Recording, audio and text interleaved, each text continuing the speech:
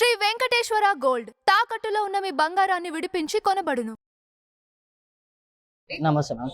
So Kaleshwaram commission ముందు హాజరవ్వడానికి ముందు BRS నాయకులందరూ కేసీఆర్ ని కలవడానికి ఆయన ఫామ్ హౌస్ కి వెళ్ళడం జరిగింది. సో ఈ నాయకులందరితో కలిసి కవిత గారు కూడా వెళ్ళడం జరిగింది.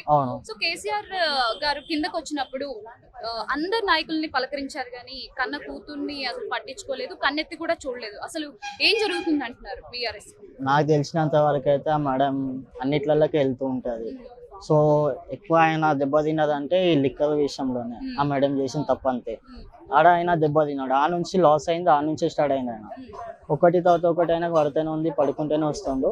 లాస్ట్లో చూసే వారికి అయితే అన్ఎక్స్పర్ట్ పార్టీ ఓడిపోతుంది అని ఆయనకైతే అదొక దెబ్బ అయితే చెప్పవచ్చు. కానీ ఆయన చేసిన అయితే చాలా అయితే చెప్పదు. ఎన్నో ఉన్నాయి, ఎన్నో చేసిండు, చాలా మందికి హెల్ప్ చేసిండు. మాలాంటి పూర్ పీపుల్కి చాలా హెల్ప్ చేసిండు, అదైతే చెప్పగలుగుతాం. ఇప్పుడు వచ్చిన రేవంత్ రెడ్డి ఏం లేదు మాట. అసలు కేసీఆర్ గారు ఓడిపోవడానికి కారణం ఏమైండొచ్చు? ఫ్రాంక్ గా మాట్లాడదామంటే చెప్తాను, పైసా. చెప్పండి, అదే కావాలి. పైసా. ఇప్పుడు ఏముంది మ్యామ్, బ్లాక్ మనీ బాగా ఉంది. వాళ్ళు ఎవరు సపోర్ట్ చేస్తారు, ఏపీఎల్ ఇట్లా అందరు సపోర్ట్ ఉంది నాకు. అట్లా నాకు తెలిసినంత వరకు అయితే ఇప్పుడు కేసీఆర్ ఏంటంటే 2-3 దాంట్లలో డ్యామేజ్ అయ్యండు ఆయన. దానివల్ల ఎక్కువ అంటే ఆయన మీద రీమార్క్ ఎక్కువ చేసిన వాళ్ళు ఇట్లానే సపోజ్ ఆపోజిట్ మీడియా. ఎందుకంటే వీళ్ళు తుడు కొనుక్కున్న వాళ్ళు చేసిన దాన్ని బట్టి ఇది అయ్యింది, ఇది చెప్పగలుగుతాం. అట్లా మరి రేవంత్ రెడ్డి గారి పాలన ఎలా అనిపిస్తుంది?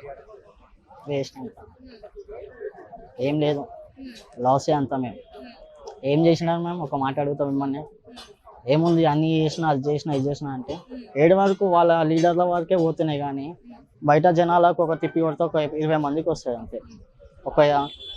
ఒక లెక్క చెప్పాలంటే ఒక ఏరియా మీన్స్ ఒక బస్తీలో ఒక లీడర్, ఆ లీడర్కి పోయినంత పైసా కమిషన్ మళ్ళీ ఆయన ఇచ్చేది ఎవరికి? వాళ్ళ రిలేటివ్షన్, వాళ్ళ సపోర్టు, వాళ్ళ ఉన్న వాళ్ళకి ఇస్తారు. మిగతా వాళ్ళ గురించి ఆలోచించారు. మళ్ళీ ఓట్లు అడగడానికి ఎట్లా వస్తుంది అంటే ఇంటి గడప అడుగుతాను, మీకు ఇల్లు ఇది చేస్తా, మీ ఇల్లు ఇది కడతా, అది చేస్తాను, మా ఇల్లు చూపెడతాం మీకు. మా ఇల్లు దాదాపు 2 years అవుతుంది, 3 years అవుతుంది మా ఇల్లు కట్టుకోలేక, మొత్తం కూలిపోయింది. ఎప్పుడు ఆ వానలు వరదలు ఉన్నప్పుడు ఆ టైంలో అయింది. కరెక్ట్ టైంలో వీళ్ళు చేస్తా అన్న టైంలో మాకు ఇల్లు చూపిస్తా అని చెప్పారు. ఆ టైంలోనే ఇక్కడ ఓడిపోవడం జరిగిపోయింది మాకు. అయితే రేవంత్ రెడ్డి గారు యాజ్ ఎ సీఎం ఫెయిల్ అయ్యారంటారా? ఫెయిల్ అయ్యాము. మరి నెక్స్ట్ కేసీఆర్ గారు వచ్చే ఛాన్సెస్ ఉన్నాయా? 100% ఉంది. ఈసారి అయితే రేవంత్ రెడ్డి రాలేదు నాకు తెలిసి అయితే, అంటే నా ఆలోచన ప్రకారం. ఇక దాని నుంచి ఎక్కువ చెప్పిన వంక నేను తీసుకురా పడతా బయట. Thank you.